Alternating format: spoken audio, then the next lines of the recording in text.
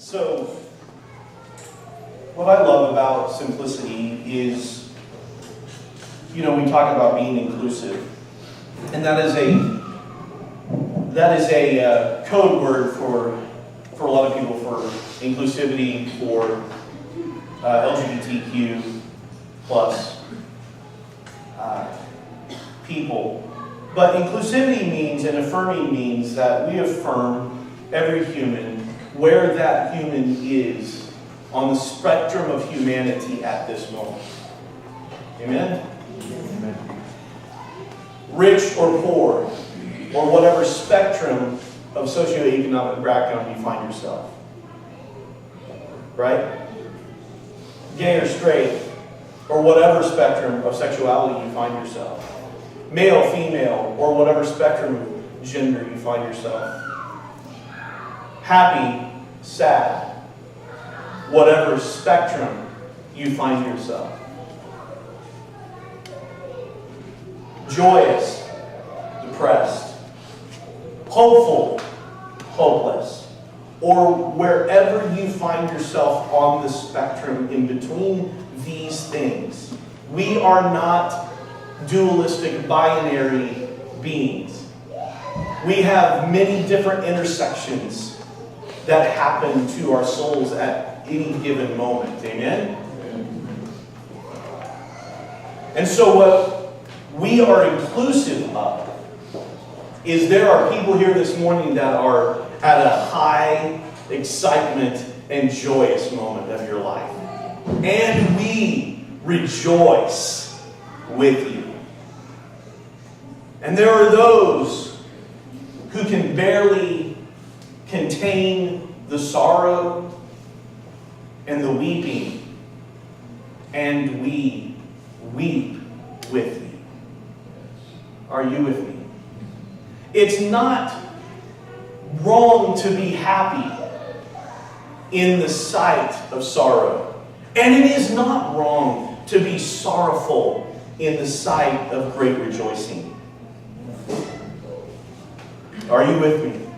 What we can affirm in one another is that wherever you are on that spectrum, we are here with you, together, alongside, so that we can laugh and cry together, all in the same day. Amen? I'm going to ask Shannon to come forward, and she wants to share also something. And today is, next, or you're, can you? I didn't want to interrupt. No, you're not interrupting. You just come right on up here. And you can listen. So, I don't know if how many of you know who Shannon is, but I'll let her explain that here in just a minute. Suffice to say, it's Sandy's daughter. Yeah. Some of you know the story, some of you don't. I'm going to let her tell a little bit about why she wants to share this morning, which ties in with our lectionary reading in John 21 and the idea of going where you do not want to go. If you don't know, next week is Mother's Day. Is it next week? Yes. This week is, if you don't know, if I don't know. Yeah, moms know what's coming up, right? Good or bad, it's like, don't remind me. But today is also, in our country, a day for grieving mothers. Because not every Mother's Day is the most wonderful, joyous moment in moms' lives or in children's lives. So I've asked Shannon to come, and I'm going to stand alongside you. Is that okay? Just to be with you, because I know that what you're going to share is difficult, and I know you wanted to share. She also was not sure if she would want to be able to do this today, but she came and she said, I think I can do it. So we will go alongside her and allow her to share her story a little bit this moment. So, Shannon. Good morning. Is this on? Yes. Like Israel said, my name is Shannon. I'm Sandy's oldest daughter and best looking one. She got it after me. Some may know and some may not, so I'm just going to do a quick introduction. Today is International Bereaved Mother Day. It's celebrated the Sunday before Mother's Day. Everybody who wants to be a mother may not get the chance. It is to celebrate all types of loss and that you are a mother regardless. Miscarriage, stillbirth, infant loss, sickness, accidents, suicide, and in my case, murder. On December 14th, 1999, I had the sweetest little boy named Carter.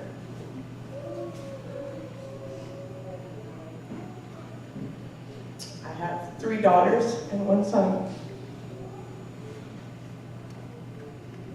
And I say have because even though they've passed, we bereaved mothers and fathers, we like to speak of them in the present tense, so we ask that you do the same. And on December, 4 months ago, December 26th, while I was here visiting, he was shot and killed in my backyard. He was shot 5 times. And there's nothing worse than not being able to get to your child who is hurt. And it happened at just after midnight, so thankfully it's not Christmas Day for us for the rest of our lives.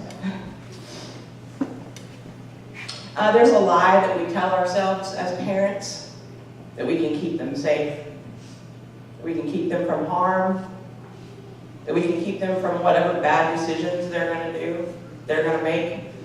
They're going to run a stop sign, they're going to drink and drive, they're going to have sex, they're going to pick the wrong person, they're going to smoke drugs or do drugs or drink, or they're going to do all kinds of things that you can't control. And once they take that first breath, you can't even control that. There's SIDS, there's choking, there's sickness, there's loss. And it's a big slap in the face when you realize that no matter what you do, or what you have done, or what you did, or taught them, or told them, or lectured them, or begged them, they are going to do whatever they're going to do. Just like we're going to do whatever we want to do. Love does not keep them safe. You're not guaranteed anything after you walk out of this room.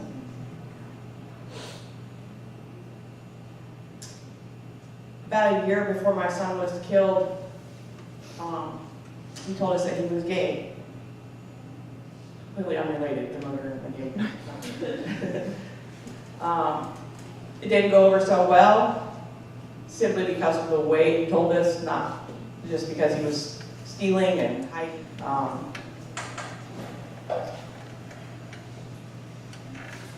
My youngest daughter, Bailey, was home when it happened.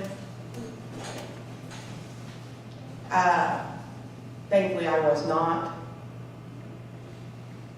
Thankfully for her that she did not see it. She was in bed.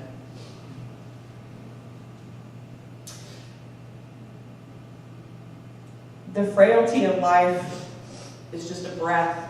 It's just a whisper. It's a puff of wind and everything is gone. Tomorrow your life could be changed. Today your life could be changed. And it doesn't matter how old they are, they're still your kids. Just because we grieve because we love. There's an expectation in our society that you must grieve X amount of time and then you need to get over it. And I won't never ever get over losing my son. I will be 85, 89, 93, however old I get to live to, and I will always tell of my child who is. Not was, he is.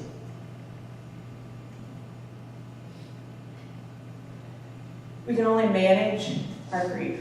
We cannot overcome it.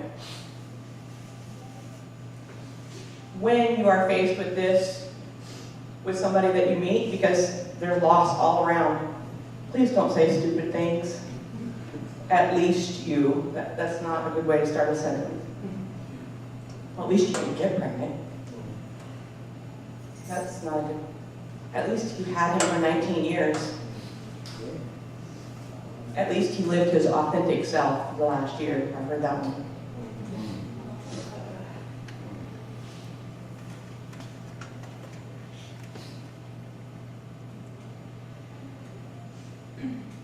I found myself the past month, I don't know if you've seen this movie, Breakthrough, where she prays for a miracle for her son. Where did I not pray hard enough? Did you not pray hard enough to get whatever it is that you needed or wanted or begged God for? I just wanted that baby. I just wanted that child. I just wanted him to be better. Was I not? What did I do wrong? Why do you get a miracle and I don't?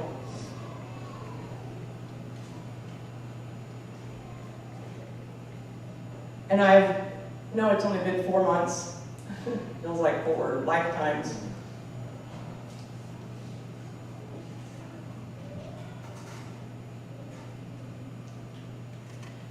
I can't know the answer to that. Why some people get a miracle and some don't. Why my son was shot 5 times. Why he lived all 4 shots, but the one in the back of the head is the one that did him in. I can't know why the person who shot him then put the gun to his head and there was a murder-suicide in my backyard. I don't know.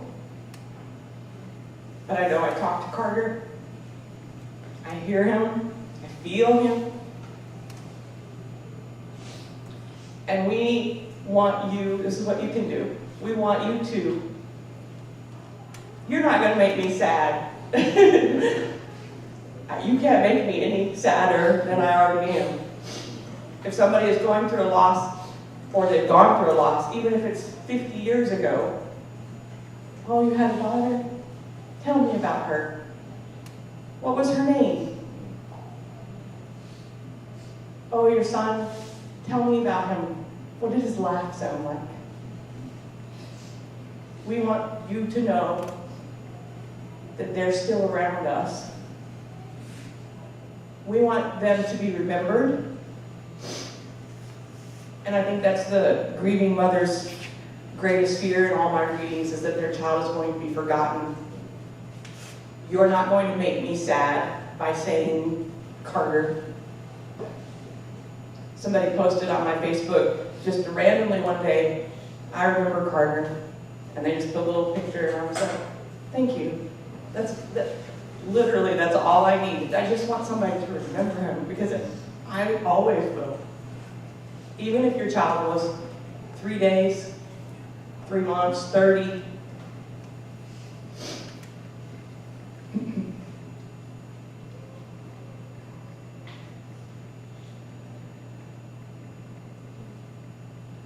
I don't know what I could have done differently. I've been doing a lot of reading this week in preparation for speaking, even though on Thursday I messaged them and said, I can't do it. And they said, then don't. And I said, okay. And then the weight was gone, like I didn't have to worry about doing it. But I've been doing a lot of preparation for this, and people don't know what to say to the bereaved parent. And that's okay. You don't have to say anything. You can sit with them. Just love on them. Just be. Just remember their child. That's all we're asking. I have gotten some comfort from Psalm 23, which I never thought that I would have to take comfort in Psalm 23 in regards to my child, you know, you think your parents, your grandparents, your great mom who smells funny, you know, all those kind of things. You don't think, you know, it's going to be your child. Yea, though I walk through the valley of the shadow of death, and I'm not walking through the valley. It's the shadow that is looming over, not just me, all of us. Life is fragile. There's no time to hold on to. You don't fit into this box, so I can't be your friend or your mom or your cousin or your aunt or your grandma. You're not what I wanted you to be, so therefore I'm going to pull my love back from you until you do what I want.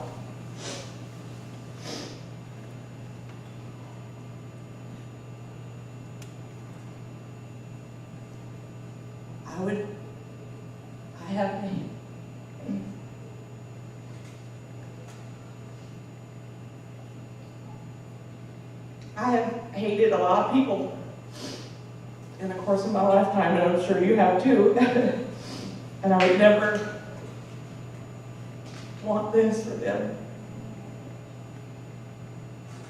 This is the worst thing that could ever happen to anyone. But if it happens to you, I will come and sit beside you. And I will ask you to tell me about your child. What were they like? What did they enjoy? And I will remember them with you.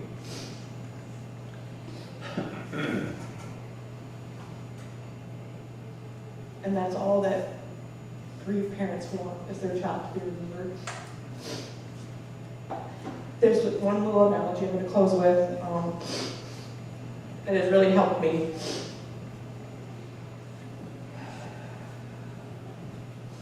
So you imagine my grief, your grief.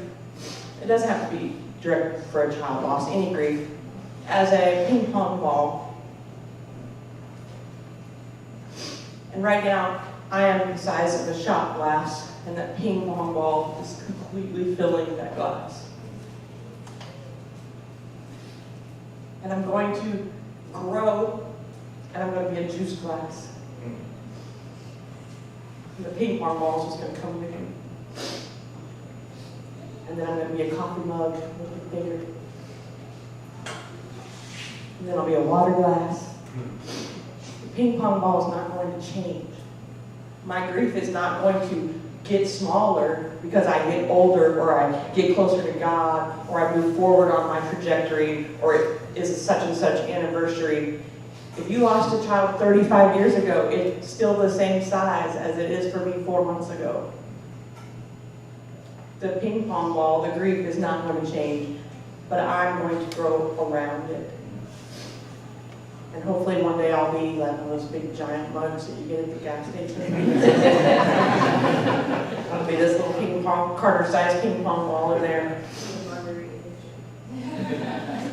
But it's never going to go away. So just keep that in mind when you're talking to somebody who maybe you didn't even know. Maybe, like, I was reading a story last night about this lady who was 87 some odd years old, and she was just talking to somebody in passing, and she said, "Oh, I had a daughter so many, however many years ago." And it was just as fresh 70 years later as it is if it was the day before. So as you're dealing with people and what we were talking about, all different spectrums, and here we are, and I don't feel bad for laughing and being joyful for you, and I don't want you to feel that you can't smile around me. That's not at all what we want. Just know that we're all carrying around a little ping pong ball, but our vessel may be a different size when we are.